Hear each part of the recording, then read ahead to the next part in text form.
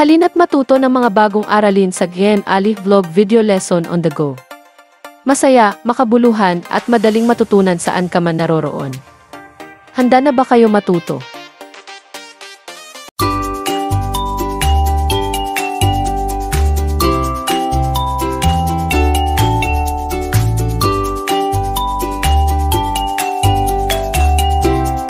Kindergarten, unang markahan, ika-10 linggo, we are healthy and safe.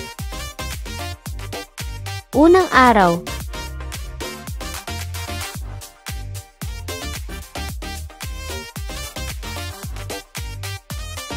Mensahe, nakatira kami sa aming bahay na may iba't ibang bahagi.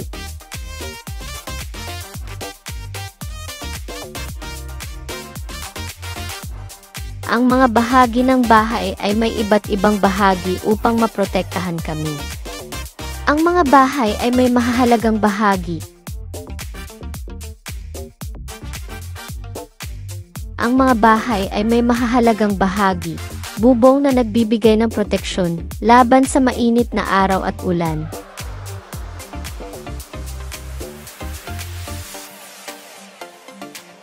Dingding na panlaban sa malakas na hangin, init at lamig.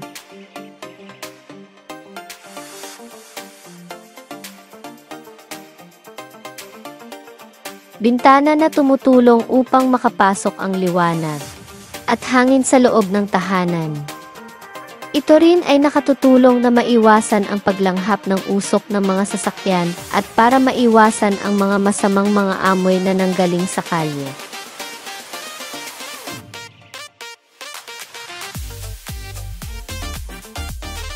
Sahig ito ang ibabaw kung saan naglalakad ang mga tao.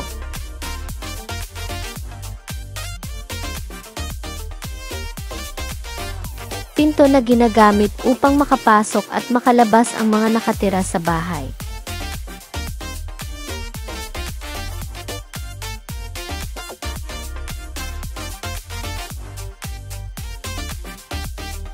Bakit mahalaga ang bahay?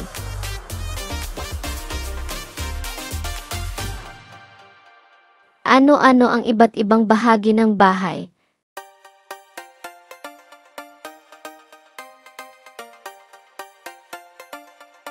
Lahat ba ng bahay ay may kumpletong bahagi?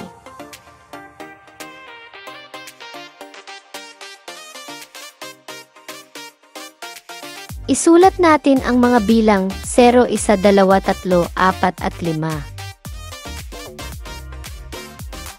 Unang markahan, ika-10 linggo, ikalawang araw. Mayroong iba't ibang uri ng bahay.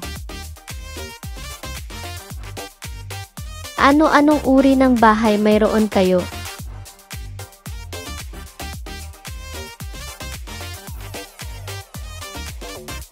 Kubo. Ang kubo ay isang tradisyonal na bahay ng mga Pilipino na karaniwang gawa sa kawayan, kahoy, at nipa.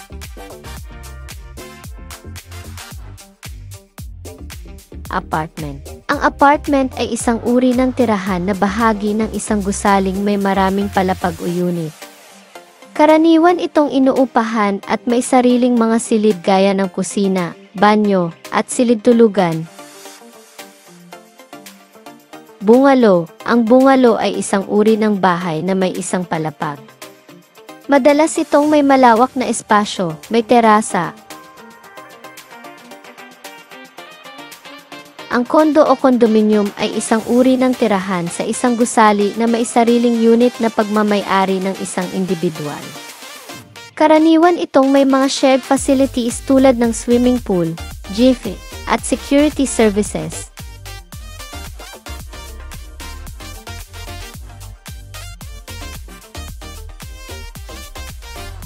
Lahat ba ng bahay ay pare-pareho?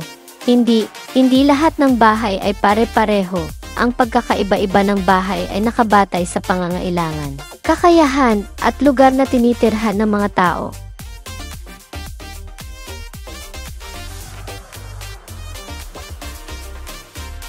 Mahalaga ba ang bahay sa bawat pamilya? Bakit? Mahalaga ang bahay sa bawat pamilya dahil ito ang nagbibigay ng seguridad, proteksyon, at lugar para magsama-sama at magtulungan ang bawat miyembro.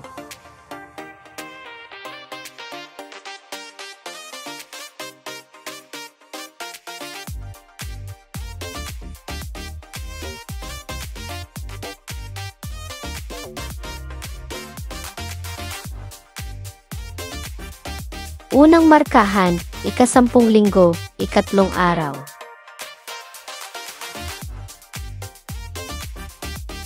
Ang bawat silid sa ating bahay ay may mga kagamitan na mahalaga.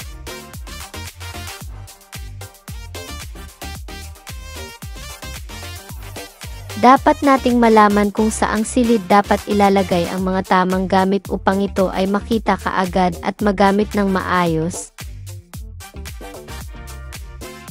Tara alamin natin ang mga kagamitan sa bahay. Ang unan at kumot ay makikita sa silid tulugan.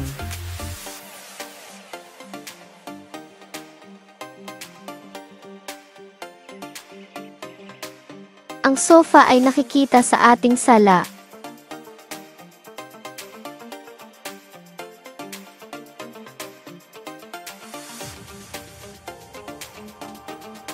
Ang kaldero at kagamitan sa kusina ay nakikita sa kusina.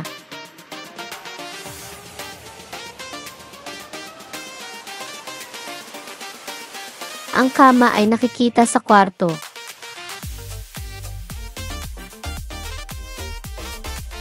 Ang timba at toilet ay nakikita sa palikuran.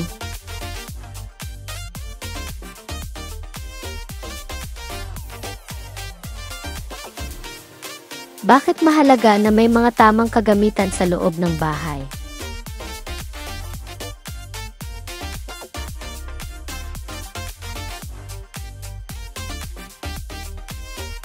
Mahalaga na may mga tamang kagamitan sa loob ng bahay para maging maayos, maginhawa, at ligtas ang ating pamumuhay. Nakakatulong din ito upang mas madali nating magawa ang mga gawain sa araw-araw, tulad ng pagluluto, paglilinis, at pag-aalaga sa pamilya.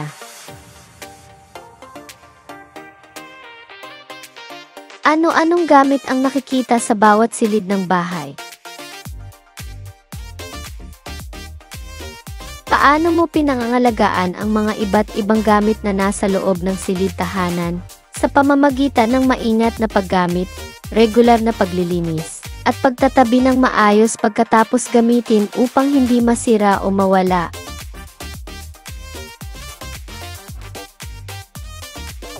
Dapat bang ingatan ang mga kagamitan? Dapat ingatan ang mga kagamitan upang tumagal ang gamit, maiwasan ang aksidente, at mapanatili ang kaayusan at kalinisan sa bahay. Lahat ba ay may mga gamit sa bawat silid? Bakit?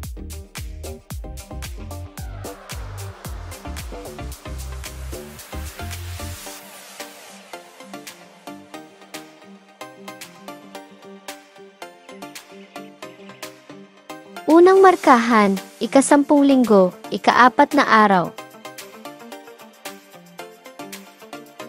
Mensahe sa bahay: mayroon kaming sala, kainan, kusina, banyo, palikuran at silid tulugan. May bahay din na malaki at marami ang mga silid. Sala. Ang sala ay lugar sa bahay kung saan nagtitipon ang pamilya at tumatanggap ng bisita. Silid kainan. Ang silid kainan ay lugar sa bahay kung saan sabay-sabay kumakain ang pamilya.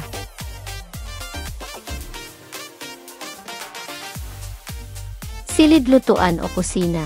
Ng kusina ay lugar sa bahay kung saan inihahanda at niluluto ang pagkain.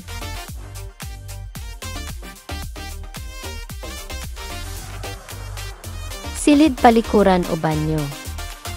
Ang silid palikuran o banyo ay lugar sa bahay na ginagamit para sa paliligo at pagdumi o pag-ihi. Silid tulugan. Ang silid tulugan ay lugar sa bahay kung saan nagpapahinga at natutulog ang mga miyembro ng pamilya. silid-aklatan o study room. Ang silid-aklatan o study room ay lugar sa bahay kung saan nag-aaral, nagbabasa, o nagtatrabaho ang mga miyembro ng pamilya. Prayer room. Ang prayer room ay isang lugar sa bahay kung saan nagdarasal at nagninilay-nilay ang mga miyembro ng pamilya.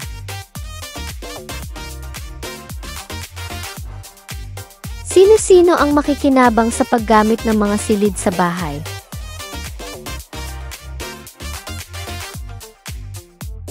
Lahat ng miyembro ng pamilya ang makikinabang sa paggamit ng mga silid sa bahay, tulad ng magulang, mga anak, at pati na rin ang mga bisitang dumadalaw. Nakakita na ba kayo ng mga bahay na may iba't ibang silid?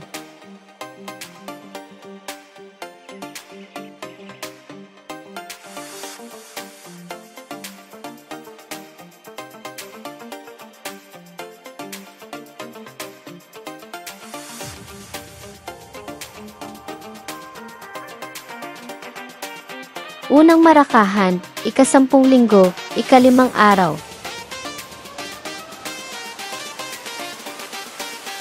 Mensahe: mahalaga ang magkaroon ng sariling bahay na matutuluyan upang maging ligtas.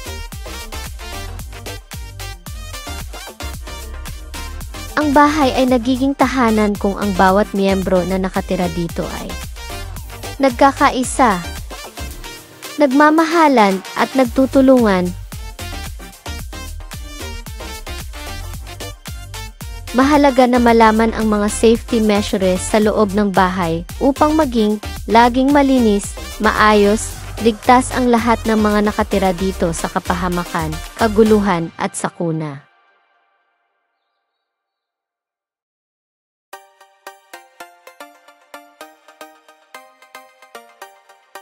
Bakit mahalaga ang magkaroon ng sariling bahay? Mahalaga ang magkaroon ng sariling bahay dahil nagbibigay ito ng seguridad, privacy, at kaginhawaan sa pamilya. Ano-ano ang mga dapat gawin upang mapanatiling maayos ang iyong bahay?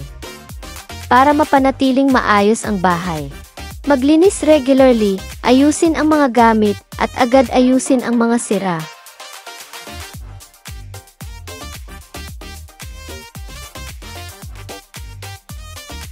Ano-ano ang mga kailangang mong gawin upang maging mas ligtas sa kapahamakan ang mga nakatira sa inyong bahay?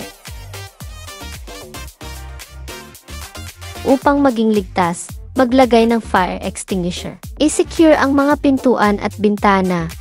Itago ng mabuti ang mga matutulis na bagay at tiyaking malinis ang daanan. Iwasan ang pagpapabaya sa niluluto at huwag maglaro ng apoy. Bawal mag-overcharge, mag-overheat, at mag-overplug ng mga electrical devices. Itago ang mga kemikal sa ligtas na lugar, malayo sa mga bata at hayop, maglagay ng padlock sa mga pintuan at magpakabit ng TV upang maging mas secure ang bahay. Ihanda ang mga emergency kits na may mga pangunahing pangangailangan tulad ng first aid, flashlight, at mga pagkain at inumin. Ihanda ang listahan ng mga emergency hotlines tulad ng 117, Police, 911, Fire Medical, at 8,888, DRS.